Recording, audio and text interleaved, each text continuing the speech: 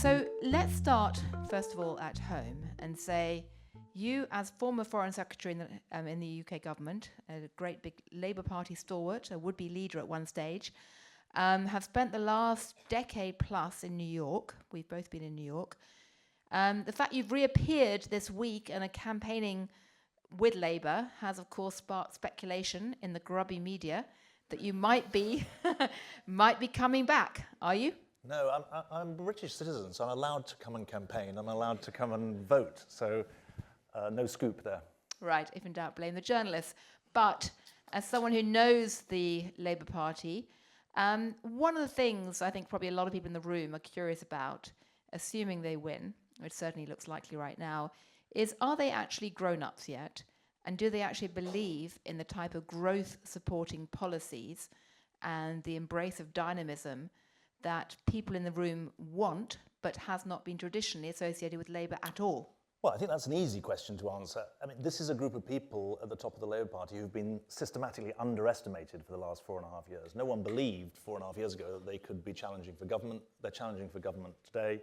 I think they're challenging for government in part because of the depredations of the government and the failings of the government, but also because they're serious people who are ultra-realist about the challenges facing the country, about the competitive environment that the country faces, about the global scene in which it's playing.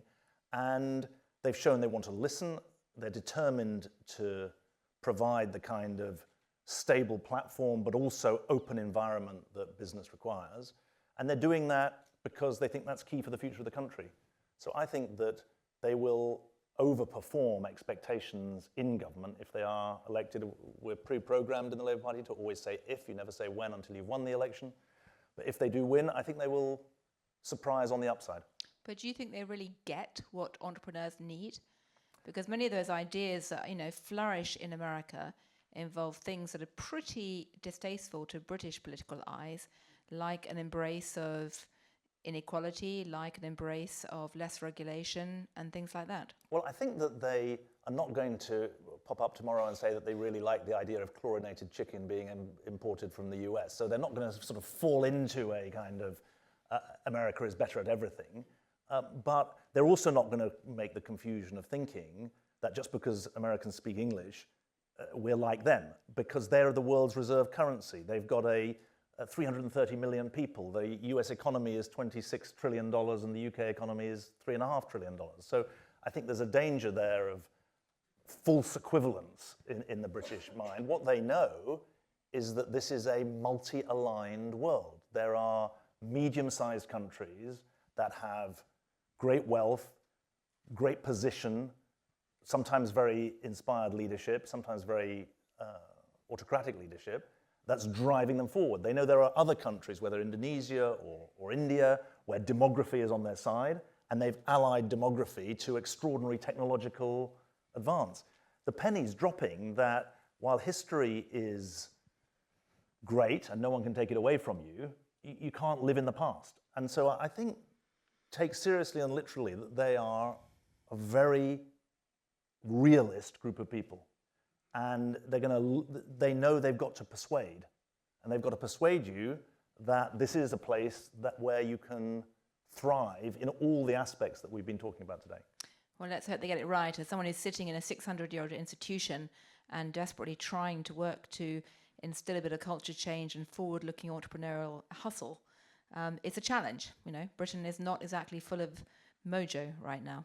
Well, look, human capital is what counts. And we've got to educate ourselves better. We've got to be a place that people want to come and work. We've got to have the clustering of expertise and the openness that makes that drive forward. One of the underestimated aspects of the last 14 years and certainly the last 8 years since Brexit is how the human capital balance has changed. But there are Ukrainians, 100,000 Ukrainians in the UK.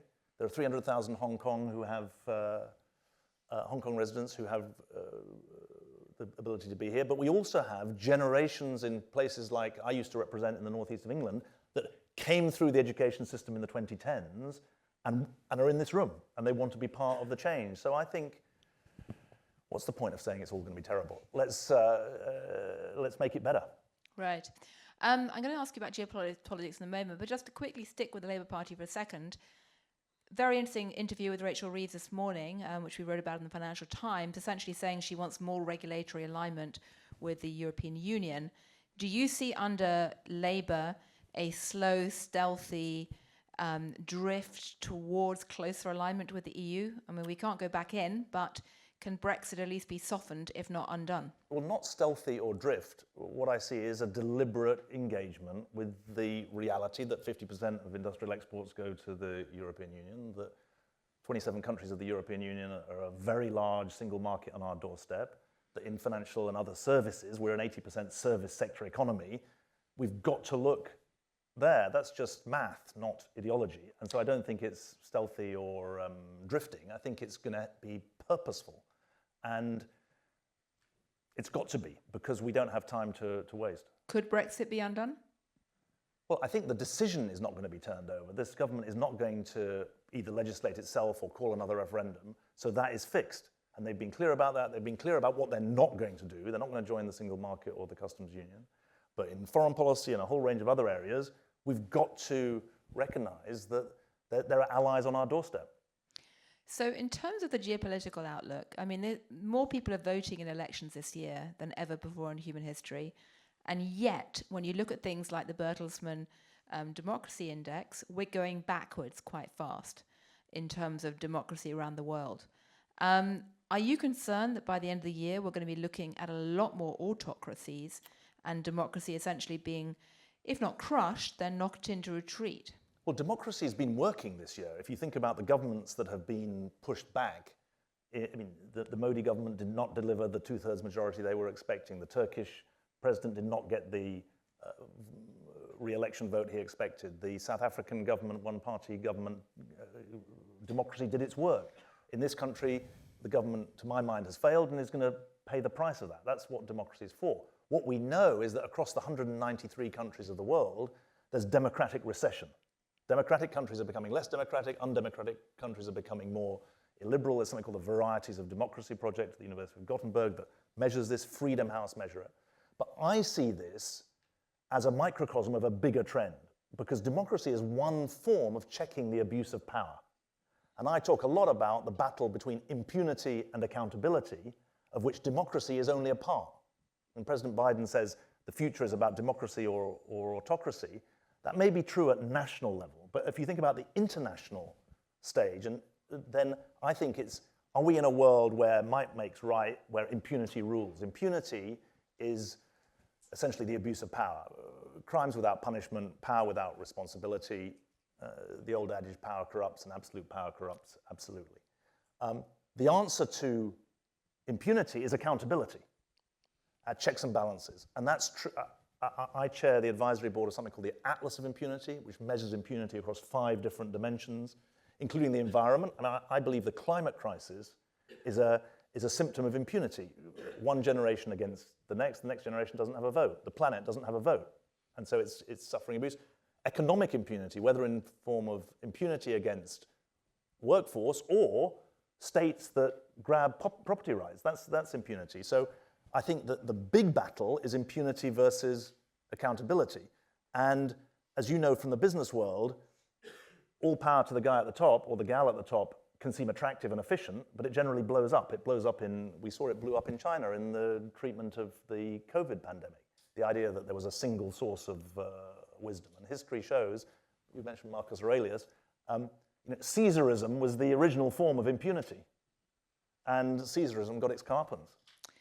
I mean, one of the ways you can fight against impunity, other than trying to support democratic norms and legal systems and a media, is with more transparency. And what we're seeing today is a rise of a whole number of tools often developed by entrepreneurs to provide more transparency in the world around us, whether it's something like Al Gore's Climate Trace, which tracks what's happening on the environment level, we're using satellites through to things like Glassdoor.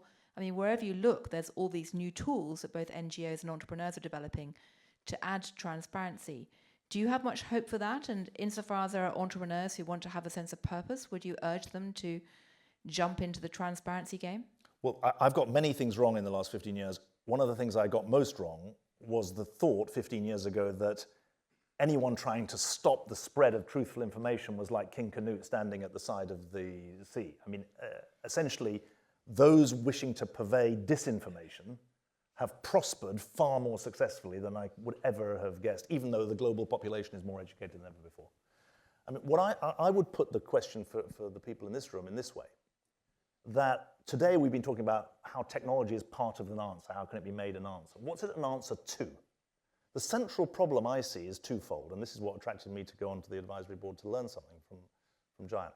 There are two big things going on in the world today that need solving, and they interact in a very negative way.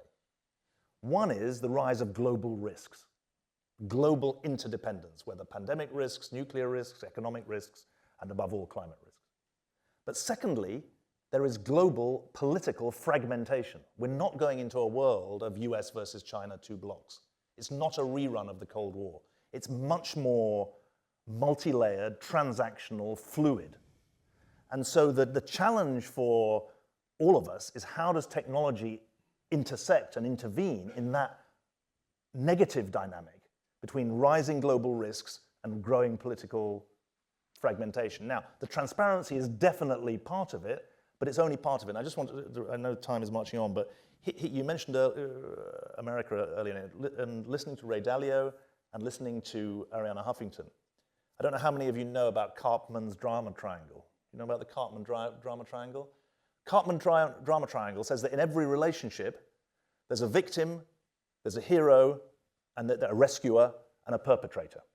Essentially, what populist politics does is present those in charge as the perpetrators, those angry with the system as the victims, and themselves as the rescuer. And it's that twist to make everyone who's grumbling a victim, and a victim of a evil force, that allows populism never to have answers, but just to prosper through telling the story of the drama triangle.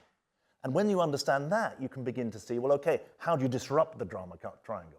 And expose that actually the so-called rescuer is actually a perpetrator rather than a rescuer. Absolutely. But on that note, I have to ask a question. Do you think Trump will win? I don't, actually. I mean, Miliband's two laws of government seeking re-election, the Biden administration is seeking re-election. There are two rules I've always stuck to. Number one, has the government done something egregious and terrible? And in the case of the Biden administration, I would say no, it hasn't.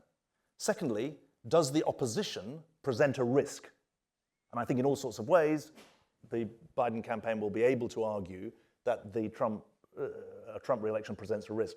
On that basis, intuitively, I don't think he will be re-elected. Interestingly enough, 538, which is the leading website, it now says there's a 53% chance of Biden being re-elected.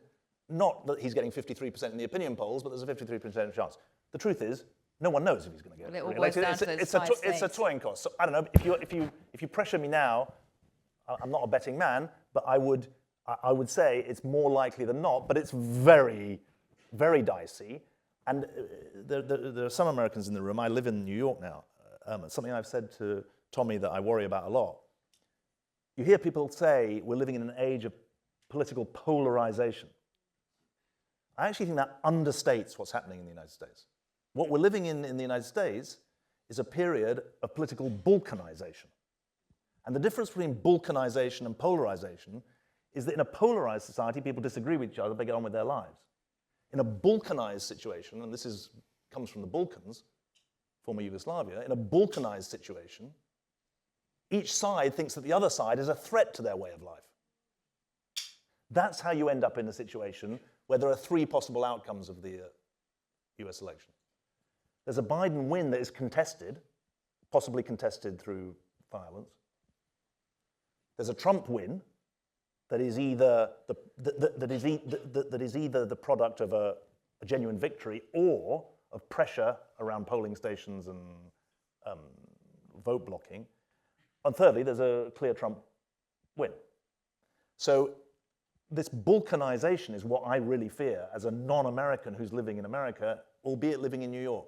It's a society that feels that each side thinks that by what television channel you watch, by what sport you're interested in, never mind by who you vote for, you stand for a different way of life.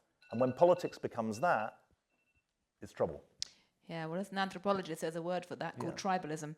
And the other thing that worries me, having spent quite a bit of time with the Trump team, is that they believe that law is situational and there is not an overarching set of principles or laws that one would stick with. They can always be negotiated bit by bit and renegotiated all the time, whether that's trade policy or anything else. So anyone who thinks of putting in their factories into Mexico to get around the Chinese ban, think again, because people like Bob Lighthizer are very clear about the fact that as far as they're concerned, there is no trade deal which they will not renegotiate if they do get into power. So it's going to be a very interesting few months. Best of luck on the non-campaign tour in England, and best of luck in negotiating, or rather, coping with the uncertainty in America as well. And great to see you. Thank you very much, Gillian. Thank you, everyone. Thank you.